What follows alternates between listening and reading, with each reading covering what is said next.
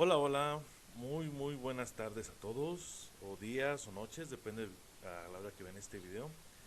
Ya estamos en el 2023, vuelvo a subir un nuevo video. Aquí pasa algo importante, di ahora materias de programación, entonces quería compartirles esta pequeña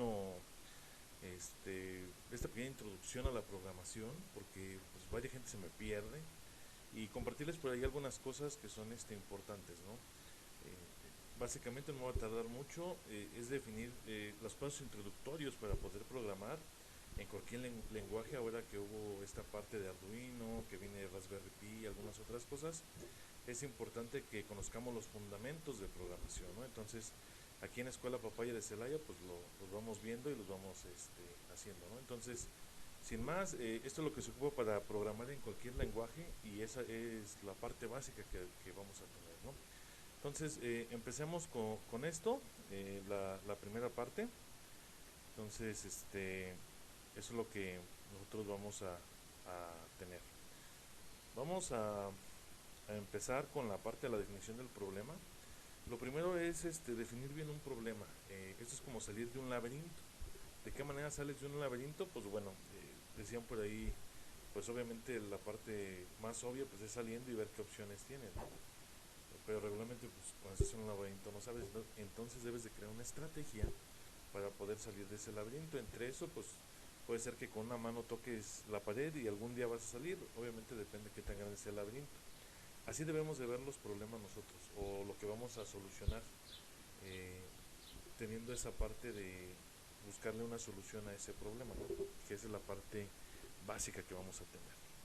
Entonces es algo que debemos de tener. Entonces, teniendo eso en cuenta, lleva un proceso para la solución de un problema. Primero tendríamos lo que viene siendo el monito, que es el que se pregunta cómo es el problema, ¿no? Después analizarlo. ¿Qué es importante analizar? Esto es como lo que hacen algunos proyectos, la parte de la fundamentación del problema, que es, pues veo cómo está el problema, qué entradas tiene, qué salidas, cómo es el problema en sí. Solamente observo, no hago nada más en ese paso. Después viene la parte de crear una solución, ¿sale? Ya viendo el programa tengo que pensar, que esa es la parte importante en esta materia, que se trata de pensar las cosas, no solo nada más hacerlas por hacerlas, sino pensarlas y poderlas realizar, ¿no? En esa parte. Después crear una serie de pasos en el paso 4 en base a esa solución, eh, crear lo que viene siendo un algoritmo, que ya ahorita lo veremos, y a raíz de eso ver lo que tenemos que hacer, ¿no? Después, crear todo un sistema para ello, en base a lo que ya tenemos planteado. Y por último, implementarlo. Aquí la parte importante es implementar las cosas, no solo tenerlas en la mente, sino hacerlas. Y de ahí en adelante, pues ver las cosas que tenemos que hacer. Aquí, bueno, le cedo los derechos a Acme por el coyote, ¿no? Que es muchas de las cosas que vemos. El coyote es una de las cosas que analizamos mucho, tanto entradas, procesos, salidas, en la parte de un problema. ¿Cuál es el proceso de ese problema? ¿Cómo está? Y básicamente, ¿qué puede tener el coyote en su mente, ¿no? Que siempre andamos viendo que para los que a lo mejor son muy nuevos y no con esa agricultura, les recomiendo que pues se den una vuelta a ver todo lo de Warner Brothers. Esto es con fines educativos. Warner Brothers, no me tires el video, gracias. Y pues aprovecho también para decirles que se suscriban, ¿no? Que estaremos subiendo más contenido, y que bueno, regresaremos a esta parte de seguir educando, porque pues amamos la educación y queremos que todo sea más fácil para ustedes, ¿no? Entonces, eso es lo que tendríamos ahí. Después, pues bueno, viene la parte de definir un algoritmo, ¿no? Ya que vimos aquí cómo que lo pensó el coyote, ahora viene la parte de las instrucciones, ¿no? Pero ¿qué es un algoritmo? La Real Academia de la Lengua Española lo define como un conjunto ordenado y finito de operaciones que permite hallar la solución a un problema. Entonces, eso es un algoritmo, es algo fundamental que ustedes deben tener. Ya vimos la definición del problema, ahora el algoritmo es algo que debemos de hacer y que debemos nosotros de tener en cuenta, ¿no? En esa parte, que esa es una de las definiciones que tenemos por ahí. Después vienen los tipos de variables y constantes. Aquí básicamente hay muchos tipos de variables. Una puede ser el tiempo, variables lógicas, variables continuas, variables discretas, etcétera. Una variable es algo que cambia respecto al tiempo de acuerdo a otra variable. Eso va muy relacionado a la parte de cálculo integral que ahora muchos van a ver o que ya han visto y que va a ser parte de lo que nosotros tenemos ahí.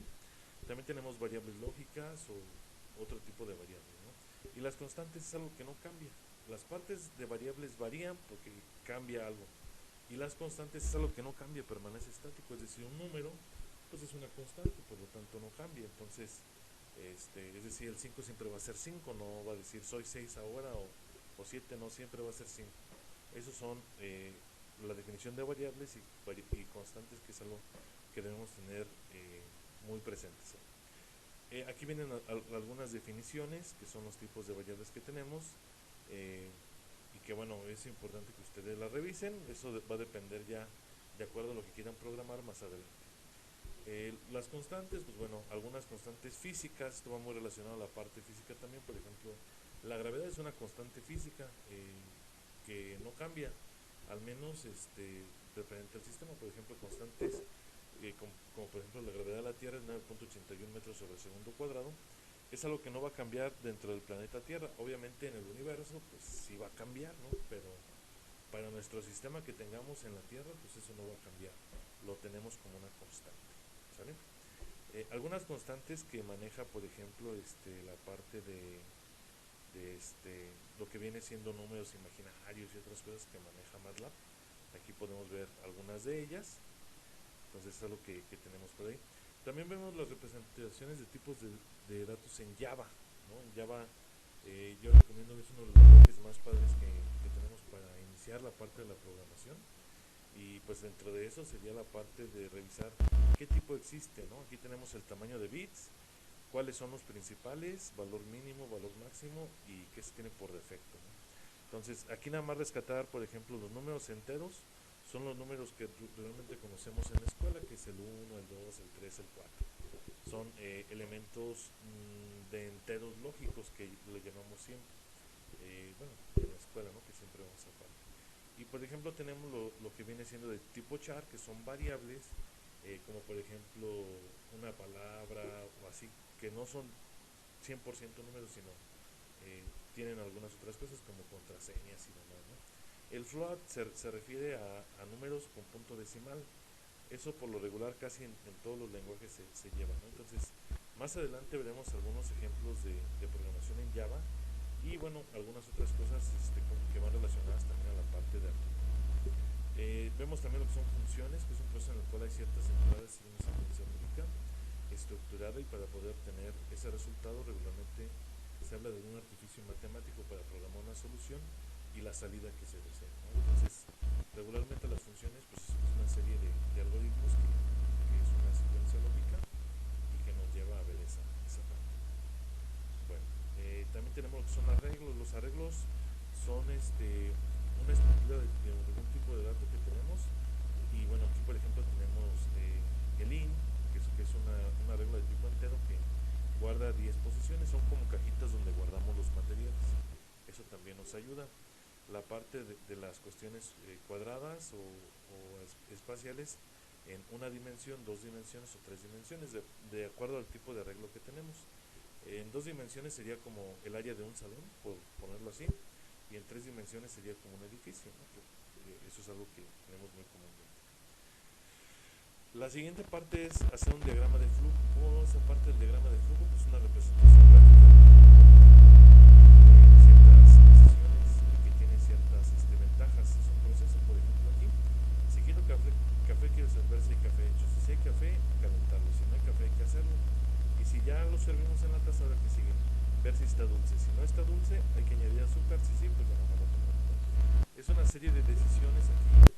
No influye ahí para nada todavía el lenguaje que vamos a programar, sino es la lógica de programación que debemos tener. No es algo básico y que espero ustedes pues lo lleven a cabo. Antes de meterse a la compu y programar, se tiene que hacer todo eso. Ahorita lo veremos por qué. Porque es una parte vital de que podamos nosotros entender qué estamos haciendo en el programa y cerciorarnos que va a funcionar, básicamente. Esa es la parte del diseño. Después viene la parte del pseudocódigo. La parte del pseudocódigo, pues bueno, me presenta aquí un ejemplo como es el radio, la superficie, el perímetro.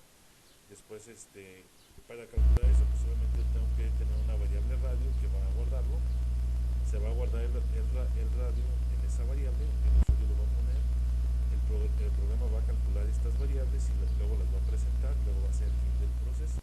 Entonces, eso es básicamente lo que se va a tener ahí en esa parte del pseudocódigo.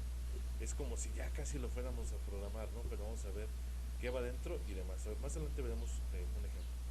Aquí tenemos la prueba de escritorio. Aquí una prueba de escritorio es, le doy valores a las variables y voy encontrando si aquí si tienen salida o no. Por ejemplo, aquí la pendiente de una recta, ¿no? Eso, bueno, ahora que vean geometría analítica, o si ya la vieron, van a entender que es una fórmula básicamente que nos va a ayudar a entender la forma de la pendiente en este caso. Y habrá casos donde no está definida, por ejemplo en estos valores, de acuerdo a esto, pues la pendiente no está definida. Entonces quiere decir que si yo voy a crear un programa va a haber ciertos valores que no me van a dejar hacer eso. Entonces la prueba de escritorio es así como el visto bueno de que todo va a salir bien. Y si no, pues entonces algo hay mal en mi lógica de programación que me va a tener me va a pasar. Y como dirían, pues esto es como armar una receta.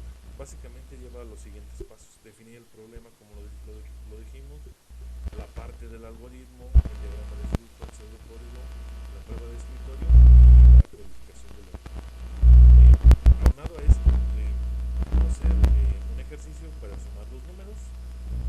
La definición del problema sería número 1 más número 2 igual al resultado. Esa sería como las preguntas que vamos a guardar y vamos a estar.